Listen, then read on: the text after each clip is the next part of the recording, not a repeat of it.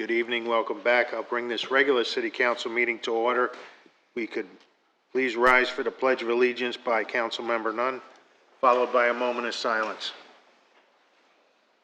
Pledge allegiance to the flag of the United States of America and to the republic for which it stands, one nation under God, indivisible, with liberty and justice for all.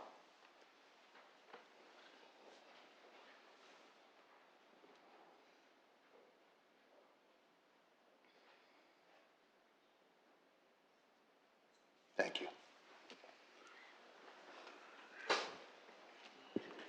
Roll call, Ms. Williams. Mayor McPartlin. Here. Vice Mayor Jones. Here. Councilmember Dixon. Here. Councilmember Dodd. Here. And Councilmember Nunn. Here. Thank you. All right, very good. We've got a few proclamations today. So, who's handling the volunteer appreciation? All right.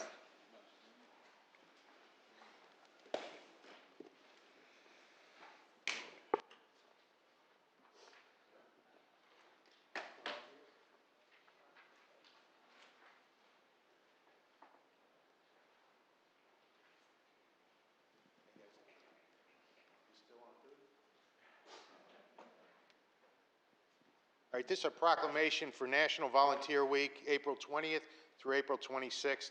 Whereas throughout our history, our nation has been shaped by Americans who have volunteered their time and energy to help our beautiful city and their fellow man.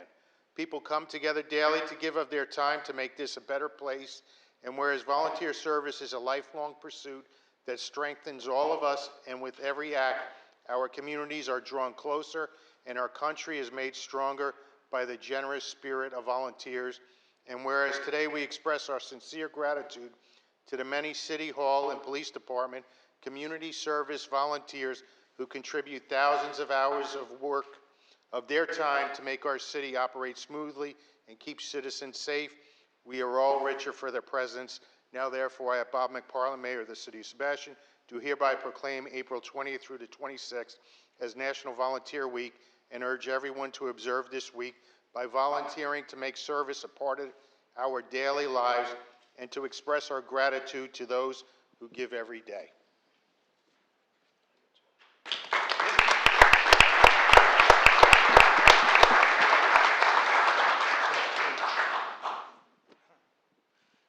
Mr. Mayor, council members, thank you for your recognition of the volunteer police unit. As I've said before, the real recognition goes to the men and women of the Sebastian Police Department. Our unit frees them up to do what they do best, which is to keep the citizens of Sebastian safe. Most of us think of police officers as pulling somebody over and giving them a ticket. Well, I can assure you, working with them every day lets us see the other things that they do well, like searching for missing persons, 911 calls, and even resuscitating heart attack and overdose victims. So I ask you, the next time you see one of them out around town, go over and thank them. I can assure you they deserve it. Thank you.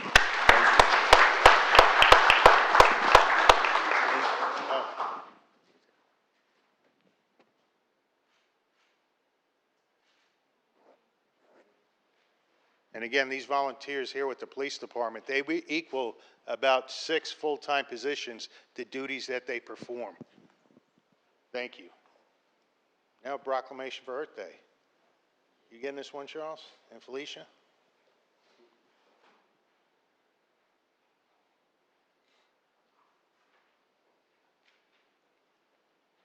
Hi, Felicia. This is a proclamation for Earth Day, April 22nd.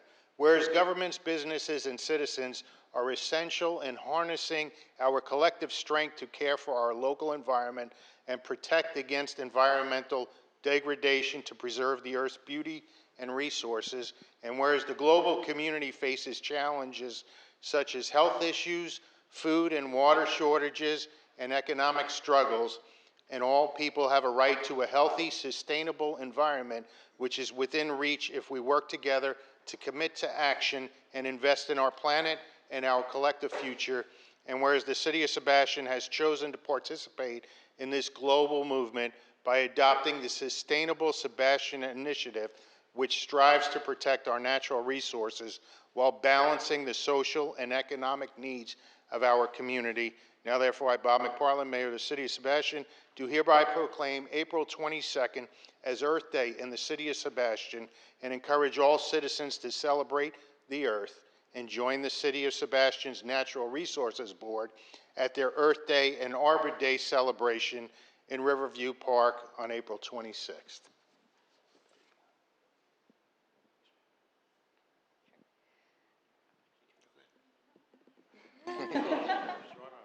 I know, huh? I'd like to thank everybody for coming out tonight. We do look forward to having everybody come out and celebrate Earth Day with us at Riverview Park this Saturday. We have over 85 vendors, live bands, food trucks, and it's a way for everybody to participate for one day. We also have paper recycling and home electronics recycling, all done nearby Riverview Park, a little south of that. So if you'd like to come out and celebrate Earth Day and Arbor Day, we are Tree City, USA. Again, so we celebrate both days. We celebrate the trees and we celebrate Earth Day in general this Saturday at Riverview Park. Thank you. Well, I guess you're taking the Arbor Day too, right? Yes, sir. All right, very good. I have another proclamation for Arbor Day, April 25th. Whereas the first Arbor Day was held in Nebraska City in 1872, the Nebraska State Board of Agriculture offered prizes to counties for the largest number of trees planted, and it was estimated that more than 1 million trees were planted on that day. And whereas trees clean our air, filter our water, and even slow storm surges and flooding in our city, trees also help preserve the character of our city and provide ecological services that support the well-being of the community and the local environment. Whereas through tree preserving actions, the city has been awarded the Tree City USA designation for the 23rd consecutive year. This award demonstrates our effort to protect this valuable resource and enhance our quality of life. Now therefore, I, Bob McParland, Mayor of the City, do hereby proclaim April 25th as Arbor Day in the City of Sebastian and urge all citizens to protect our trees and nurture our relationship with our natural resources so that we may continue to enjoy a thriving, livable community.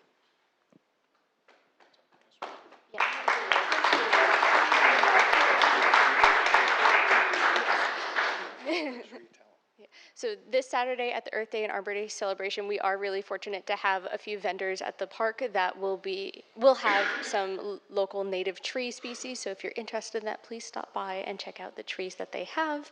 And we welcome you to look for tree options within the community. If you're interested in planting trees on your own property, there are resources, and please feel free to reach out if you have any questions or concerns when it comes to the trees within the jurisdiction of the City of Sebastian. And as we move forward with the Sustainable Sebastian Action Plan, we do have some actions or goals that we'd like to take to improve upon our current Tree City status and to see if there are ways that we can recognize folks for protecting their own trees on their properties. And so stay tuned for that. All right. Thank you, Felicia.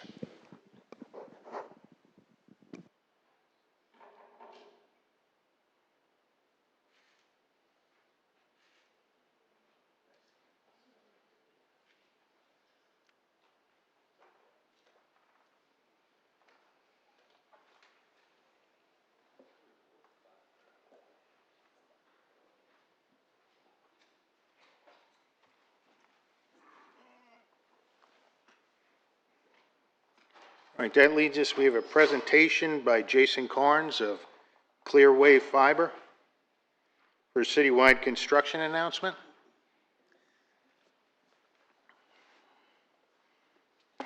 Free Wi-Fi, right? Late afternoon, maybe. Good afternoon. A little jealous. Alicia got to hand off the microphone to her counterparts, and mine back there said absolutely not. So what I'll do is just tell you a little bit about who Clearwave is, who we are as individuals, a little bit about our network, our commitment to community, what separates us, and then open it up for questions if you have any.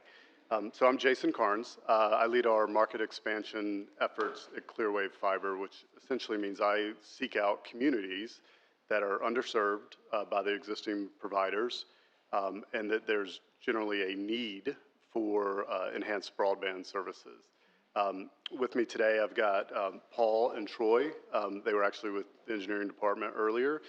And so we are actively engaged with the city at this point, getting ready to begin construction, which is extremely exciting for us. Just to tell you a little bit about Clearwave. Clearwave was formed in 2022 in its current iteration. It's a much older company than that. It was started in Illinois as a municipal provider. They would connect libraries, schools, things of that nature. And over the years, through different mergers and purchases, Hargray Communications, which served primarily in Georgia and South Carolina, but a little bit in Florida, ended up together with Clearwave, and we started to expand. So ultimately, we are a internet provider, much like an AT&T or Comcast or Spectrum or Frontier. There's a bunch of them out there. But we have to be a little different than the existing providers. And what I mean by a little different is, if we're not better, we're not going to have any customers. Nobody's going to switch for the same service. So when we start, we become, we're very keen about the responsiveness of us, especially during the construction process and the design process. We're seeking to be good partners with the city and work at the pace that's available and that can be built. Am I controlling the slide? Or? You can, yeah, right on. Oh, okay, sorry.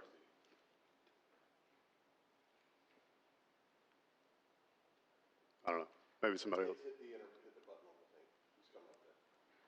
Oh, there we go. Okay, thank you. So effectively what we'll build here is a fiber optic network from soup to nuts. It'll be wholly owned, constructed, and operated by Clearwave. How we selected the areas to build first is those are the most underserved areas in the community, and we think that that's the most attractive places for us to start. This is a multi-year process, really depends on the pace of the construction and quite frankly the resident sentiment as to how the pace continues to go. From there, what we'll do is, and how we're a little bit different, is we'll embed ourselves in the community. That's part of, like if we're going to call like our secret sauce or recipe for success is to be very close to the community. I use a kind of a silly example, but there'll be no stadiums named after Clearwave in the state of Florida. What we will do is we'll sponsor things like Arbor Day and participate in that. We'll participate in mutton busting, which we just recently did in Illinois, which I didn't really realize was a thing. I'm from Georgia. We don't do that there. But balloon rides, and quite frankly, this week we're spending a lot of time celebrating the service members in our communities that is Military Appreciation Week. So that's how we'll approach the community, is with a spirit of partnership and inclusion. And you know, we will have technicians here, we will have folks here, salespeople, customer service, the whole shebangs. And with that, I mean, I could talk about our owners. We operate in 6 states currently. In Florida, just to give you some reference, we operate in Jacksonville, Lake City, and closest to here, we operate in Titusville and have some projects going on in other parts of unincorporated Brevard County. And Indian River County and Sebastian, quite frankly, are at the top of our list for the next areas. The reason we went there first was it was before I got here and they already had plans. So and the reception has been really well in the community, and we're super excited about being here. And with that, you know, I'm open to answer any questions, or you know, my contact information is on this presentation, and here to answer any questions. And we're super excited. Thank you for having us. It's been kind of a long time coming. I think Mr. Nunn, we met like months ago, and quite frankly, we were working for months and months and months before that to even get to that point. And we're not quite to a place where I can tell you when construction will start, but it's inching up. And we're excited, and we'll communicate to the residents at the appropriate time in front of construction in their community. Obviously, we can't build everything all at once, so we have to start somewhere, and so our communication will flow with the construction and the permits that we have approved. So with that, I'll open it up. Thank you, Jason. Any questions for Jason? Thank you. Thank you. Thank you so much. We're excited to be a part of the community. Thank you. Thanks. All right.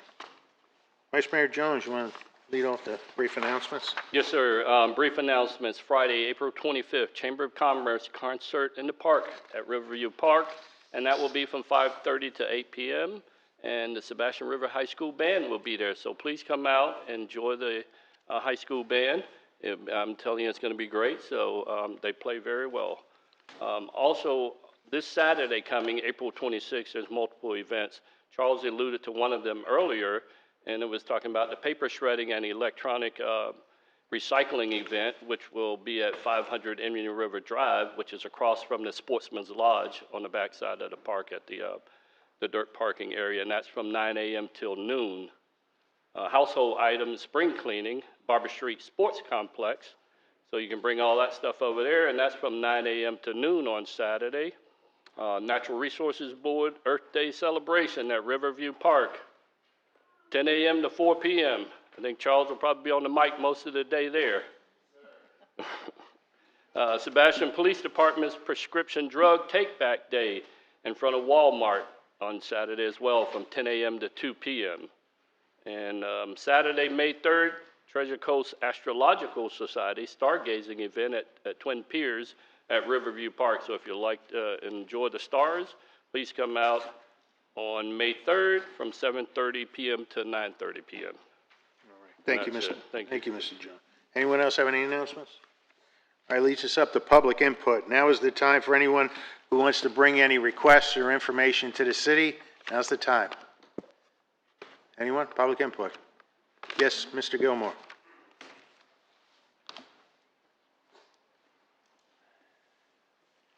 Good evening, Mayor, Council. evening. I come today because you guys are like a board of directors, and you direct the city manager, and he's the CEO of our corporation here. I have some real problems with what's happened to Hurricane Harbor.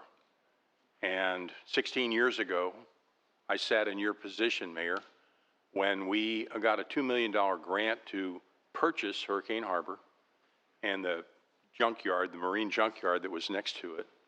And we did a wonderful thing there, and it was great, but it didn't stay great.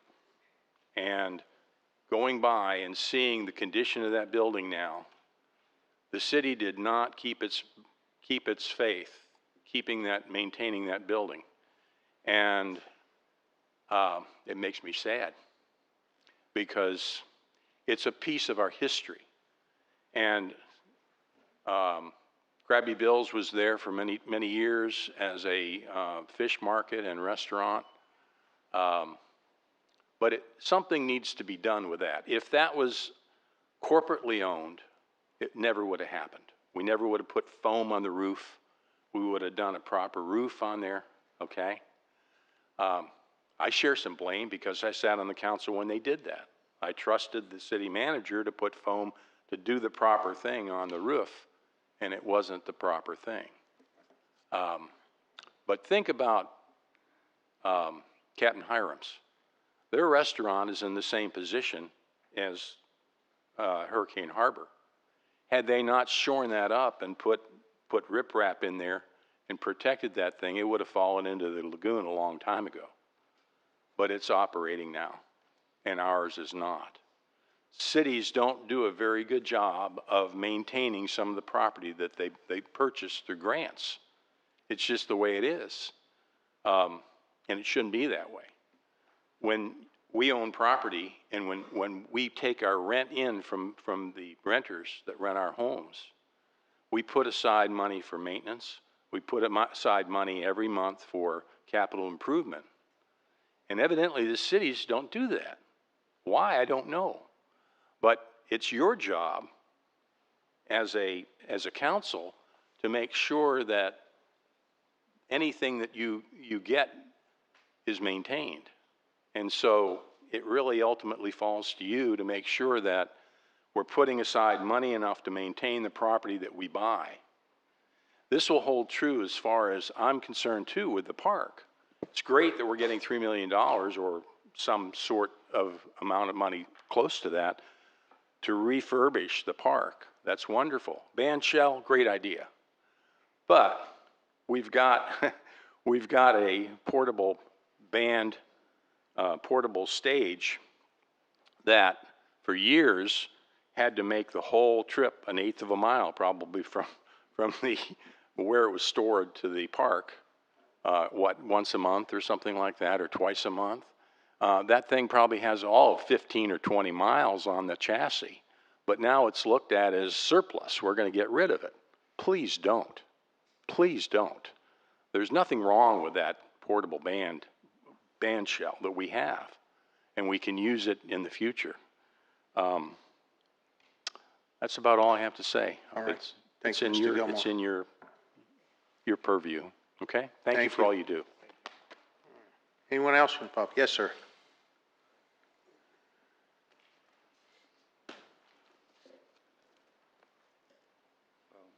Most people don't realize, but we had the most productive ecosystem on the planet. And mulligans and the bread and butter of Sebastian has been fishing. Excuse me, sir. Bring it Sir, back. excuse me. Could you state your name for the record, please? Brent Wallenberg. Thank you. But it's kind of going against the grain of some people, but that's just the way it is. First of all, I'd like to say that septic tanks with a good calcium carbonate drain fill do not hurt the environment. They speed up the reaction between two toxic chemicals, ammonia and hydrochloric acid, and make harmless calcium chloride salt. Same reaction took place on the shores of our 157-mile-long lagoon. Henry Flagler removed all the shell for a railroad and US 1 roadbed. But the secret is on the shore. My dad was a fish guide 60 years ago, and back then the foam was just all over the shore. But I've brought back like I say, I've worked with the same tenacity as when I did construction, from sun up to sundown. And it's like I ended up like, after a lifetime of building hospitals, I ended up in one, and everyone's swearing it's a pre-existing condition. So after that, I've been a volunteer. I've seen what needed to be done and then went about doing it. But anyway, you should see how beautiful it is north of here compared to what it was. And everything I'm writing about is in Granville Carrier Town Hall. But it can be like that again. It's like I say, we fed people in 10 states. We could feed people 10 times over if you bring it back the way it was. It's unbelievable how it is now compared to what it was. It's heartbreaking. But on the bright side, the sail in my winds as I look and see, I know where it was and what it looks like now. The other day I was wading through a school of redfish, and I see little minnows like that everywhere, and they're being protected by the blue crab. And those little minnows, they're going to be like that in just a little while. So next at the natural resource meeting, I hope to speak on a little worm that no one said anything about. And we use macroalgae in with shell and compresses it, and he makes salt. He creates the environment. He makes oxygen, and he only comes like the time in the summertime when you were going to have fish kills because of the lack of oxygen. He made it where everything could live. It's the coolest little worm going. He don't even have a story. And at this natural resource meeting next time, I'm going to talk about it. Thank you. All right. Thank you, sir. Anyone else from the public wish to speak? Yes, sir.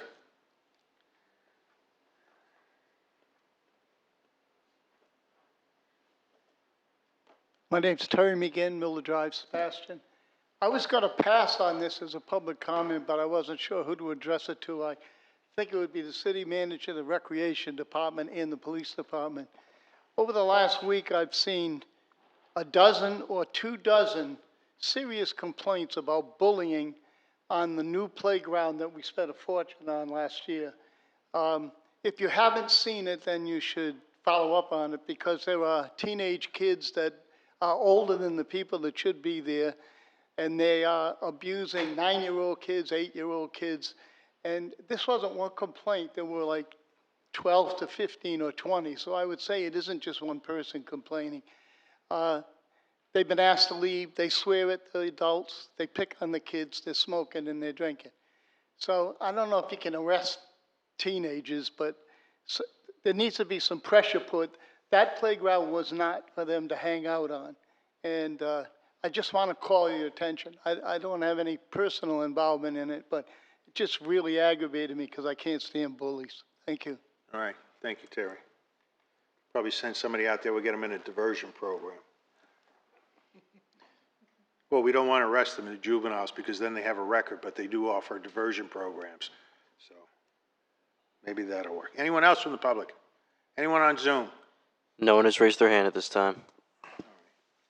Mr. Ben, did you want to maybe talk about Hurricane Harbor a little bit? Anything we got on coming up? Because I know the rent couldn't take care of the, maintaining the building, and I wish, in hindsight, if we had done a full assessment of that building before, probably wouldn't be in what became. Correct. I don't want to go into too much on the history of the building and the purchase and stuff, but staff is currently still actively working on kind of preparing a presentation to come back to council on what we're going to recommend and allow council to decide which kind of direction we go forward on that facility. Karen and Alex, they both just recently attended a historic building conference up in St. Augustine. That was about 3 or 4 weeks ago, if I remember correctly, and got some contacts of people. One of the hardest things to find is historical building architects and people that will come and look at the facility and give us their opinion on what we can salvage and what can be done with the facility. But I know that staff has worked, and we've had a roofer come out and evaluate the roof structure, evaluate what it would cost to renovate the roof.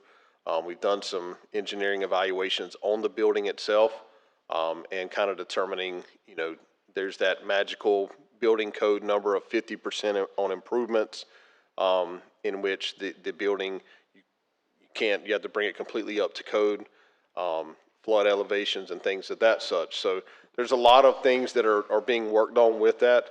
I just don't want to bring something back until we have all the full details and can accurately give figures on what the cost to work on that building would be. All right. Thank you, Brian. I just wanted to point out it wasn't just left alone and forgotten about, but staff is working to see what we can do. All right, I'll recess the city council meeting and convene the Community Redevelopment Agency. Council, item 8A, consider approval of March 26th draft Community Redevelopment Agency minutes. Mr. Mayor, move approval. Second. All right. Your motion is second. All those in favor? Aye. All right. Accept item 8B, consideration of a facade sign and landscape grant request for VT Auto Care. Ms. Bernard, is yours? Good evening. So what you have before you is a request for a facade improvement grant. This is in accordance with our 2023 adopted CRA master plan. The request, the total amount for the signage would be around $6,300, of which the facade improvement grant would be a reimbursement of 50% of that, or $3,000. The best place to see what they're proposing or would like to improve is on page 18 of your agenda packet. And with that, I'd be happy to answer any questions, and staff recommends approval. Council, any questions for Ms. Bernard? No, sir. No, sir. Mr. Chairman, I'd like to move approval. Second. All right, got a motion and a second. Anyone from the public wish to speak on this grant? Anyone on Zoom? No one has raised their hand. Roll call, Ms. Williams. Vice Chairman Jones? Yes. Ms. Dixon? Yes. Mr. Dodd? Yes. Mr. Nunn? Yes. And Chairman McPartlin? Yes. Motion carries. Thank you. All right, leads up to item 8C, consideration of the interlocal agreement between Indian River County and Sebastian. Brian, that's you? Thank you, Mr. Chair. So this is an exciting one. It's a partnership between the City of Sebastian, Indian River County, and their Utilities Department to begin the process of converting all of the septic tanks, which there's approximately 96 properties that are still on septic tank within our CRA district, over to county sewer. So it's a project that has been a priority of this city council for a few years. And then you all had directed myself and staff to consider working on what our options were, and we reached out to the county, and they agreed to be a partner in this project with us. And you know, it's a great project. It's going to be a great project when it's completed.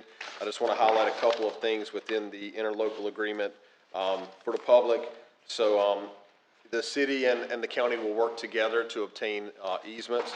The city has committed to assisting the county in their efforts and passing out information to our residents for utility easements on their behalf. We have also committed to providing the up to $100,000 for the materials for this project.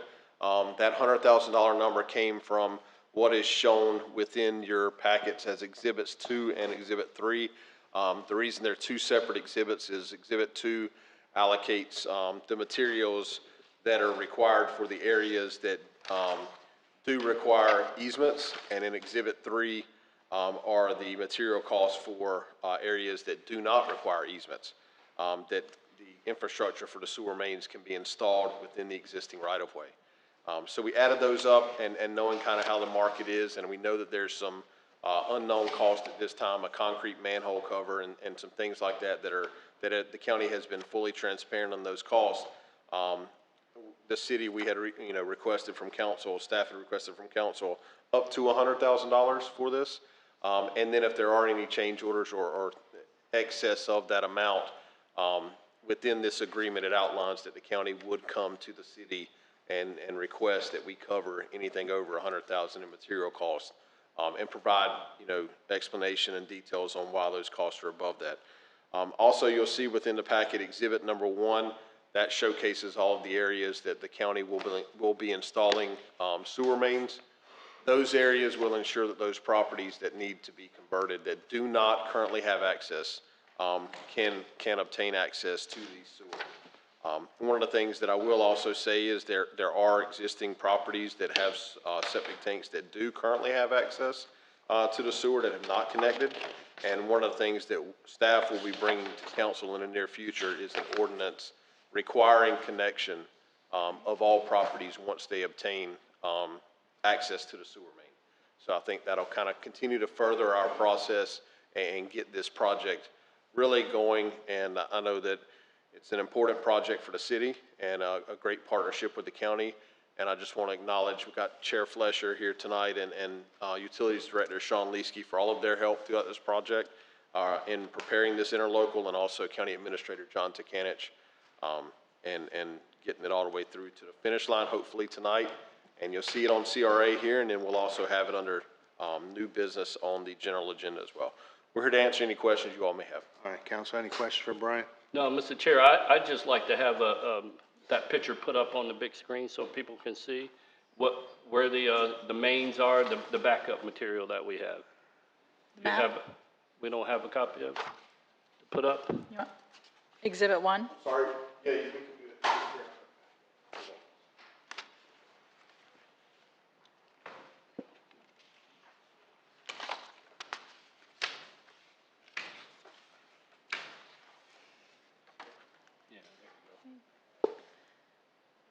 It's going to be hard to read. Yeah. A for effort. Yeah, I thought it'd come out a lot better. Yeah. Can we get that put on the website? I like the area. Yeah. Brian, can we get that put on the website? Yes, we will. It looks Yes, better sir, on we that will. screen In than it higher does on resolution. mine. Yes. Yeah, much better on the big screen. Yeah, it Oh, is does. it? Yeah. Oh. If you look on the side screens, it's much better.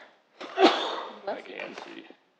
Mr. Mayor, I'm sorry, Mr. Chair. Yes. I would like to point out, and I know I see a lot of people, talking about this project, and I want to just say, while this doesn't put all of our city on sewer, this gets the most vulnerable, the tanks that are causing the most damage to our lagoon. This gets them off septic and on sewer. So while it's not a solution for everything, it is the most important thing to take care of right now. Start. Does that sound like a motion? Mr. Chair, I'd like to offer you a pen to sign that agreement. I've got one right here that you can use if you want to. Yeah. This is the ending of a project that started in January of 2021, when the council approved the city to spend the funds that were required to do a study in order to convert the septic tanks and the CRA to the sewer system. That was in combination with the county's North County sewer project. They believe they were running lines into the North County at the time, into Roseland, and ultimately down Roseland Highway. I think that's what the city ultimately tapped into to get sewer service to our new maintenance facility. So it started in January of 21. It's been a long road, and it's an extremely good thing that we're able to sign this agreement and get this moving. And for all of the residents down there who are not on an existing line and we need right-of-ways, don't hesitate to grant the right-of-ways to the county to put their lines in, because ultimately you're going to end up doing that. It has to be done. We have to convert those septic tanks. And it's been something we've been working on since 2021 to get done. And we're finally at the point where we can move forward. I don't know if Brian wants to talk about it, but the city has gained some grant money to facilitate covering the cost for the majority of the properties down there. So we're taking steps to move forward with implementing this along with and in conjunction with the county doing the work that they have to do. And it's a good day for Sebastian. I would suggest we have the chairman come up along with the county. Well, I mean, get a motion here. No, okay. Mr. Chair, I'll make a motion to approve item C, the interlocal agreement with Indian River County and CRA. All right, we've got a motion and a second. All right. Anyone from the public wish to speak on this? I'm sure Mr. Flesher, the chairman, would like to come up. He helped bring it home.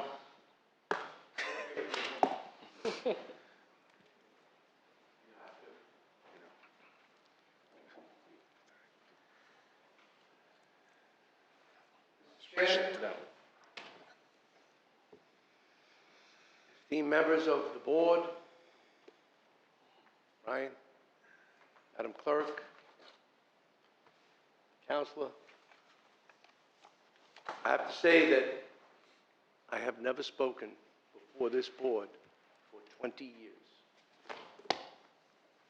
I believe in home rule, and I believe in leaving you where you're at. That's not what this is about. This is about home rule. This is about us working together. And I want to say that, as you were saying how long ago it was, staffs work together. We have great staff, you have great staff. The council worked together, individually. It was an absolute pleasure and a delight to work during this time to see this to fruition. I came here tonight not to speak. I came here tonight just to witness the 5-0. That's what it's all about, because we gave it a 5-0. And together, we are going to be responsible for preventing over 10,000 pounds, according to the statistics that were provided, 10,000 pounds of nitrogen into our river. Yes, you're right, it's a start, but it's a good start, and it's a critical area, and we need to continue, and we will continue on other endeavors to ensure that our river is our river and not its river. So thank you so much for the cooperation opportunity. Now, if you have any serious questions, that's why I want to ensure that Sean came, because he's got all the knowledge. Thank you. Thank you, Mr. Flesher. And of course, we're hoping to break ground the first week of July this year. 60 days. 60 All right. days. Beautiful. Clock started, right? Right. Soon as the ink Sean, dries. you have anything to add? Yeah, Sean Leesky, Director of the Department of Utility Services for the county. Mayor, council members, I just wanted to say thanks to your staff, your county, your city attorney. I know our county attorney, they did a lot of work on this. I know we've been working on the interlocal agreement over the last several months, and it's great to see this kind of come to fruition and get to this point. We're happy to be partners in this. We're looking forward to kind of getting this project moving and going for the city of Sebastian and for the health of the river. I mean, I think that really you know, Councilmember Nunn, you really said it well, that, you know, this is really important to the health of the river, and, you know, we're happy to help in any way that we can. So we look forward to getting this project started. Thank you. Thank you. Thank you. I didn't want, just one of the things, I want to verify. Did we start the clock? Or We no? all do, started Well, out. this is his first time in 20 years. I never come before you to speak. Right. But we all do speak on a regular basis, and I appreciate the communication, because that's what it's all about. All right. Thank you, sir. Thank you. Thank you. Anyone else from the public wish to speak on the interlocal agreement? Anyone on Zoom? No, at this time. Roll call, Ms. Williams. Ms. Dixon? Yes. Mr. Dodd? Yes. Mr. Nunn? Yes. Chairman McPartlin? Yes. And Vice Chairman Jones? Yes. Motion carries. Thank you. Thank you. All right, I'll recess the Community Redevelopment Agency and reconvene the City Council meeting. Leads us up to item 9, our consent agenda. Mr. Mayor, I'll make a motion to approve the consent agenda as stands. Second. Got a motion and a second. Roll call, Ms. Williams. Councilmember Dodd? Yes. Councilmember Nunn? Yes. Mayor McPartlin? Yes. Vice Mayor Jones? Yes. And Councilmember Dixon? Yes. Motion carries. Thank you. Leads us up to item 10, committee reports and appointment. We have a consideration of the annual report from the Natural Resources Board. Ms. Bernard, this you? Good evening. Felicia? So we're going to have Felicia come up and go over what Natural Resources Board has done, as well as Charles Stadelman, our chairman, is also here as well. But we'll turn it over to Felicia to kind of give that update for what's coming up. Awesome. Thank you so much to Council for having us here tonight. And yes, this is the second annual Natural Resources Board Advisory Board report. In tonight's presentation, I'll go through some brief highlights of the Natural Resources Board, some of the accomplishments from the previous year, going over just a brief overview of our current status, how many board members we're looking at, and what our projections for the future are going to be. And for our projections for the future, I'll mostly be touching on our updates to the Sustainable Sebastian Action Plan. And just as always, to reiterate what the Natural Resources Board is really all about, the mission statement is to improve the quality of life in Sebastian by nurturing the balanced relationship between our citizens and our environment by protecting, preserving, and promoting our natural resources. Throughout the past year, we've, of course, had our annual Earth Day and Arbor Day celebration, which we're coming up on 365 days from the previous one. We've held 2 waterway cleanups, the Natural Resources Board. If I do say NRB, that's quite common. I tend to abbreviate that frequently. But they have participated in 2 cleanups in the past year, the Treasure Coast Waterway Cleanup, which has been an annual favorite of the Natural Resources Board for the past several years, and the International Coastal Cleanup, which is a newer addition that we were pleasantly surprised to have one of those little honorary awards for having the trashiest location based on the number of pounds collected per person. And At least they cleaned it up. yes, exactly. And as they do in most years, they participated in the Christmas parade and this past centennial celebration, which we were very honored to be a part of. Some accomplishments. One of our big highlights and big accomplishments from the past year was forming the relationship with ORCO, that's the Ocean Research and Conservation Association, for the living shoreline installation at Riverview Park. This is a huge accomplishment for us. We are not only armoring that shoreline against erosion, but then we are also protecting our lagoon against the influx of excess nutrients coming off of the land. And kind of leading into this Saturday, we will be planting the buffered shoreline component that will be going with the living shoreline. And so you have a 2-factored approach. You have the protection of the shoreline from the water itself, and then you have an additional buffering of those nutrients from the plant matter that's going into the ground on Saturday. So we're very, very excited about that. The development of the next Sustainable Sebastian implementation plan has been something that we've gone over with the board members for the past several months. It was recently decided upon. This was done through taking into account each of the board members' particular interests and concerns and experience from the past iteration of the Sustainable Sebastian Action Plan to modify and hopefully improve upon the approach for this next 5 years. We also have been fortunate to form some new partnerships, including with the Pelican Island Audubon Society, which the city has partnered on and off with over the past several years, but we are very fortunate to host the very first, the first great air potato roundup within the city, and this is kind of a hallmark moment because we are looking to, as part of Sustainable Sebastian, looking to improve upon adding more and more invasive species removal events. And this is such a critical topic for our community because most people don't realize that those invasive plant species are there. They're kind of hiding in plain sight a lot of the times, and they can really cause some damage to our local ecosystems and can be problematic for property owners. So we really want to raise awareness and host more of these events with Audubon and other organizations like them in the future. And we have also recently deployed wooden utensils at City Hall to help reduce the use of single-use plastics. Now, we are transitioning away from the use of the single-use plastics, so that we still have those single-use plastics on hand. Those are not going to waste. They will still be used as part of this transition process and giving our staff members an opportunity to adjust to the change. So now they have access to both while we slowly whittle away at those plastic utensils, and we have the new wooden utensils going forward. And very recently, I hope some of you may have had the opportunity to stop by Garden Club Park, but the Garden Club Park Native Landscaping Project was finally brought to fruition. It was over a year in the making. Our now former board member, Sharada Billman, was instrumental in selecting that park as the next location for a landscaping upgrade.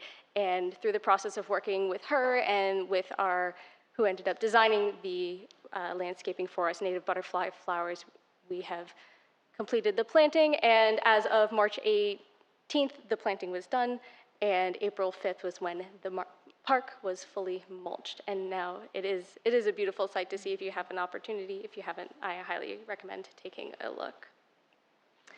Currently, the board has only 7 regular members, and we have 2 vacant alternate positions, and the board is very excited to look for more additional members. So if there's anyone in the audience or in the community who is interested, we encourage applicants. And the board is also going to be there on site at the at the Earth Day and Arbor Day celebration this year to be able to answer any questions about what the experience is like if anybody is interested in applying. And of course, yes, we are gearing up for that celebration this Saturday, and as soon as that celebration is over, staff is going to be diving into working towards that Sustainable Sebastian Action Plan in conjunction with each of the board members and hosting meetings with each of the board members individually on their specific tasks that they are championing. So to go over some projections for the future, I'll just touch on some highlights of what the newest items are for Sustainable Sebastian. We are looking to lead by example with the reduction of single-use plastics, and we are hoping to improve and continue to increase our efforts to reduce the use on city property. So there may be opportunities for us to tackle areas like our community center and some of our parks. If there is any reason why we have extra single-use plastics that are being used at those locations, we'll start looking into that. The board has been interested in, for a very long time, having some sort of recognition program for businesses and organizations that are actively working towards the reduction of single-use plastics. And therefore, unfortunately, with the Litter Quitter program that was built into the original Sustainable Sebastian Action Plan, with that becoming defunct, the board is looking to develop a recognition program of its own. For native landscaping, one of the most exciting items that we are looking toward is the revival of the Champion Tree program. This is something that the Natural Resources Board had control over a while ago. It seemed like before my time it must have puttered out at some point. And so what we're looking to do is to bring that back, and also to, in conjunction with that, to bring back the recognition of historic trees. Now, historic trees are something that are really particularly special and actually involves the involvement of City Council. So that is something that we would be coming to you for if the board has recommendations for recognizing a particular tree. We are also hoping to recognize homeowners for other aspects of their landscapes and, as I mentioned before, host more invasive species removal events. For our Initiative 3 regarding city policies and our codes and ordinances, we will be focusing on understanding the needs, the wants, the desires of the community, and really incorporating that into our practices, trying to gather data on what does the community actually see as being important, and how do we incorporate that into the changes that we make. And we are also exploring the possibility that AI could have some sort of hand in identifying what some of these problem areas are or the best ways to tackle those areas. So we will be exploring that in the coming months. And for our operational footprint and sustainable energy resources, we will be looking to increase educational efforts for recycling and resource conservation. And something that is very, very new is the idea of a food waste reduction program. And so there are many possibilities and different routes that we could take with this, but we're really looking to partner with other organizations in the community to create systems that bolster our citizens against food insecurity issues. For our water quality infrastructure and low impact, green infrastructure and low impact development, we will be diving into developing guidelines for our residents and for our builders who are coming into the city. And this is particularly important because there are going to be different sets of guidelines for the different circumstances that people are in. If you are a large-scale builder versus a owner builder, or if you're just an individual who's looking to make some small improvements on your property, you're going to have different best management practices that are going to be necessary. So we want to aid folks in that process. And we are also going to, as part of our overall livability and the connectivity of our city, we are going to be focusing a little bit more heavily on our local ecology as part of our marketing and highlighting lesser known pollution types such as light pollution and noise pollution. Thank you all for your time and for listening, and I'm here if you have any questions. All right, thank you, Felicia. Any questions for Felicia? I'd have one question if I could. Have we ever considered as a city implementing benefits or incentives for building green infrastructure into our homes that are being built? Is that something we've ever thought about as a possibility? I know. Stumped her. Sorry. That is not something that we have done at this time, but it is something that if interested from a council perspective, we can look into that as we go forward. Okay. I know there are some definite things that can be done with building of houses to help them be more green, and if we could build incentives into our process for that, maybe it would be helpful. It is also worth noting that staff has attended the Low Impact Development Conference with the Marine Resources Council over the past several years, and there are a lot of topics, especially relating to possible changes in codes and ordinances, and that might be something that's worth looking into. With the experience that I've had so far with our codes and ordinances, there is room for improvement as far as green infrastructure and low impact development techniques that might also, if there was something in structure or in place like that, that maybe would help to incentivize folks to use those techniques. Cool. Thank you very much. Thank you. Any other question for Felicia? No, I just wanted to say I'm happy to see the little tidbit about the light pollution, because we've had conversations about, working towards a dark sky city, so we'll see. Thank you. All right. See you Saturday morning. Yes, see you then. Good luck. You need some approval of this report? Brian? Yes, just a recommendation to accept the annual report from the Natural Resources Board. I'll make a motion to accept. Second. All right, we got a motion and a second. Anyone from the public wish to speak on this item? Anyone on Zoom? Not at this time. Roll call, Ms. Williams. Councilmember Nunn, Yes. Mayor McPartlin, Yes. Vice Mayor Jones, Yes. Councilmember Dixon, Yes. Councilmember Dodd. Yes. Motion carries. Thank you. Thanks again, Felicia. Thank you all. Got no public hearings, no unfinished business. Lease up to item 13A, new business. First reading, consideration of ordinance O-25-09, amending the Code of Ordinances of the City of Sebastian, Chapter 30, relating to businesses in order to comply with revisions of the Florida statutes and providing for adoption upon second reading on May 28th. Madam Attorney, is this you? Yes, sir.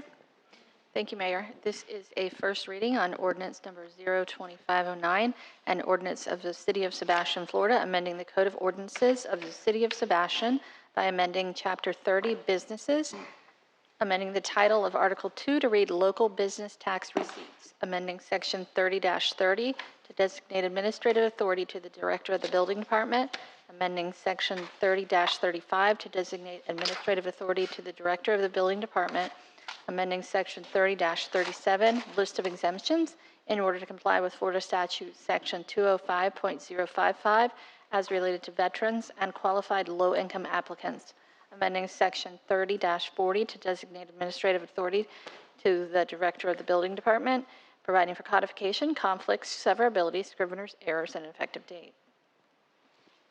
Thank you. Mr. Benton or Wayne, is this you? Yes, sir. So what we're doing is amending the Code of Ordinance, Chapter 30, which has some conflicting language in there between the Code of Ordinances. It's currently called Article 2 Licensing, and Florida Statute 205.055. Throughout the ordinance, are just doing some language cleanup to change departments. So it was previously under community development, now it's under building. It has been for quite a while, so we're just fixing some language in there.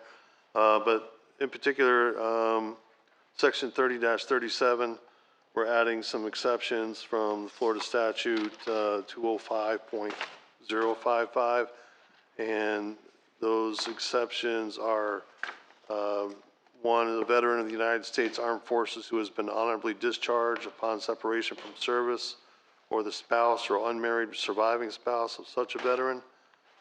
Two, the spouse of an active duty military service member who has relocated to the city pursuant to a permanent change of station order.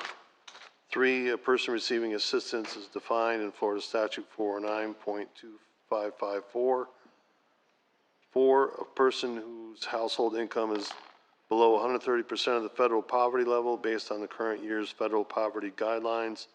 A person who is exempt under those sections 1 through 4 and owns a majority interest in a business with fewer than 100 employees, that business is exempt. And putting together the exemption form, we discovered that there's another Florida statute that missed that we should add also. We were hoping to add it at second reading. This is under Florida Statute 205.162. Essentially what it says is all disabled persons physically incapable of manual labor, widows with minor dependents, and persons 65 years of age or older with not more than one employee or helper, and who use their own capital only, not in excess of $1,000, they would also be exempt. So these just, we're aware of these exemptions, but just was not codified, so we need to get it. All right, thank you, Wayne. Just get us in compliance with the state statute, correct? Right. All right. Any questions? Mr. Mayor, I move approval of ordinance 02509 and set the second reading date for May 28, 2025. Second. Can you include with the amendments in that? Yeah, these amendments. Please. I'm sorry? These. The new amendments that Wayne has requested to insert a new. Okay, all right. I'll make a motion that we approve ordinance 02509 as amended on first reading, set the second reading date for May 28, 2025. Thank you. Second. Great, we got a motion and a second. Anyone from the public wish to speak on this item? Anyone on Zoom? Not at this time. Any further council discussion? Roll No. call, Ms. Williams. Mayor McPartlin? Yes. Vice Mayor Jones? Yes. Councilmember Dixon? Yes. Councilmember Dodd? Yes. And Councilmember Nunn? Yes. Motion carries. Thank you. Brings us up to item 13B, consideration of the interlocal agreement between Indian River County and Sebastian Community Redevelopment Agency and the City of Sebastian for the installation of sewer service with the Community Redevelopment Agency District. Mr. Benton. Yes, sir. Thank you, Mr. Mayor. So once again, I just want to, this item came before the CRA board previously tonight. And I just want to highlight one thing. The $100,000 that has been allocated from City Council will come out of general fund reserves. I know we did have some CRA dollars that we had allocated to septic and sewer. However, those are the allocation that's a match for the grant that we received. So the 100,000 is out of general fund reserves, and then just once again want to thank the county for their partnership, and also want to thank all of our staff that were involved in this and reviewing the multiple iterations of the interlocal agreement over the last couple months. So with that, we request your support on the interlocal agreement between the City of Sebastian, CRA, and Indian River County. Thank you. Mr. Mayor, I move approval of the interlocal agreement between the City of Sebastian and Indian River County. Second. All right, got a motion and a second. Anyone from the public wish to speak on this item? Anyone on Zoom? Not at this time. All right, roll call, Ms. Williams. Vice Mayor Jones? Yes. Councilmember Dixon? Yes. Councilmember Dodd? Yes. Councilmember Nunn? Yes. And Mayor McPartlin? Yes. Motion carries. Thank you. Thank you. Brings us up to item 13C, requesting City Council waive the competitive sealed bidding requirements and authorize Coleman Fire Protection LLC to install law enforcement dock hose stations. Ms. Graham. Yes, Mr. Mayor. So I'm asking for council to waive the sealed bidding requirements. According to our city code, any purchase that is over $75,001 must be put out to competitive bid. We did follow that process. We issued a solicitation, but we did not receive any responses. No one showed up to the pre-bid. And this is the second time we've issued a solicitation where we did not have any response or any interest in this project. So instead of trying to put this out for solicitation again and coming up with the same results, I'm asking council to waive the sealed bidding requirements so that we can move forward with Coleman Fire Protection. That is the vendor that installed the dock hose stations at the working waterfront. They want to perform the work, and they are capable of performing the work. And they will be, by them doing this, we'll finally be able to park our new law enforcement vessel at the dock, but we can't do that until we go through this process. And I also do want to point out that the project is under the budget amount for the fine grant and the city match. And I want to say thank you to Mr. Wayne Esseltine for meeting with the vendor to go over the means and methods, because our original quote was $115,000. So after meeting with the vendor and talking with them about the means and methods of installing the dock hose stations, we were able to get it under budget. So this is coming to you to ask you to waive the bidding requirements. Then I have to bring it back on May the 28th to the CRA board, because we are spending CRA funds, and then it will go to City Council for approval again. So this is a three-step process, but before I can take it to CRA, I have to get approval to waive these requirements. So if there are any questions, just let me know. This is all the dock stations, right? Yes. Okay. Yes, sir. So we got a three-step instead of a two-step. Yes. All right. Normally it's two-step, but because it's, if it wasn't fine, we wouldn't have to go through this, but it's fine. Yeah, grants. it sounds like a country dance. Mr. Mayor, I'll make a motion to approve the request. Second. All right, we got a motion and a second. Anyone from the public wish to speak on this item? Anyone on Zoom? Not at this time. Roll call, Ms. Williams. Councilmember Dixon? Yes. Councilmember Dodd? Yes. Councilmember Nunn? Yes. Mayor McPartlin? Yes. And Vice Mayor Jones? Yes. Motion carries. Thank you. Thank you. Leads up to item 13D, City Council consideration of resolution number R-25-13, authorizing the city to open an investment account with FL Class and authorize the city manager or designee to execute all appropriate documentation. Big Brian? Not little Brian, right? Oh, now. He is taller. That. Welcome, Brian.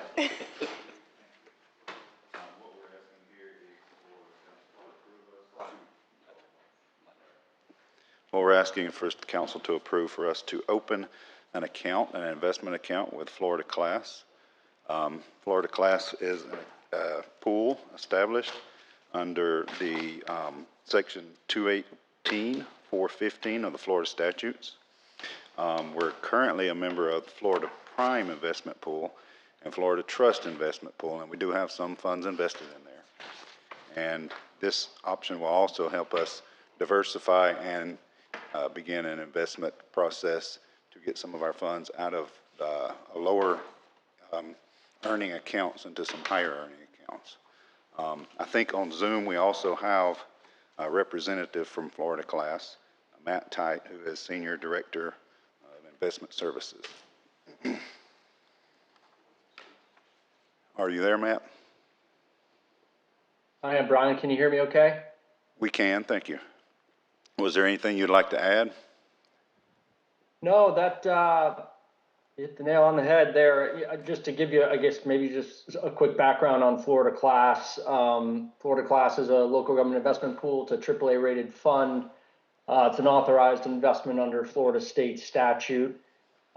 We currently have roughly a little over $8 billion under management with over 200 local governments that currently participate. Some of your local peers in your area are participants in the fund, including the county and the tax collector. So Brian's right. It's a great way to diversify. We have a suite of investment options for you to choose from. If daily liquidity is not necessarily something of interest, we have what's called enhanced cash, paying a little bit of a higher yield, but it's a longer duration type strategy, still offers liquidity. And then we have a new term product that's a fully collateralized, almost like a CD that you and I can buy for local governments to invest in as well. So I'm here to answer any questions if you should have any. Council, any questions?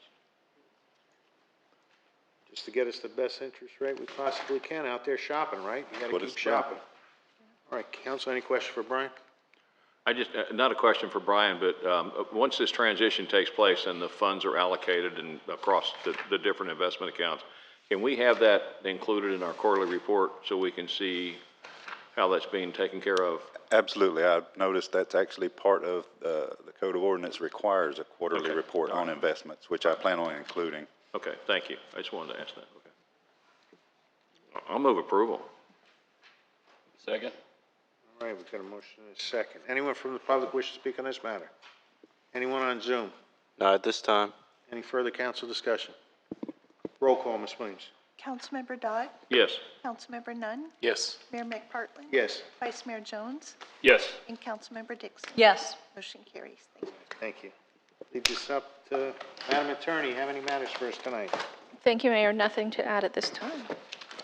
Thank you. Mr. Ben? I have nothing to add. Thank you. Ms. Williams? I have nothing Good tonight. for three. All right, Mr. Nunn? I just want to say that after spending the last 3 weeks in the desert of California, I'm very happy to be home to my hometown of Sebastian. I missed you. All right, very good. Ms. Dixon? Nothing at this time, thank you. Mr. Dodd? No, thank you. I'm fine. Vice Mayor Jones? Yes, I'd just like to say one thing. I am so proud that we were able to sign that interlocal tonight. That was a priority for me. It was a priority for us to get those septic tanks off the lagoon, and we're in a positive direction in getting that done. And I want to thank our partners at the county as well. All right. Thank you, Mr. Jones. There was a team effort. I have nothing further, so we're in adjournment. See you next month.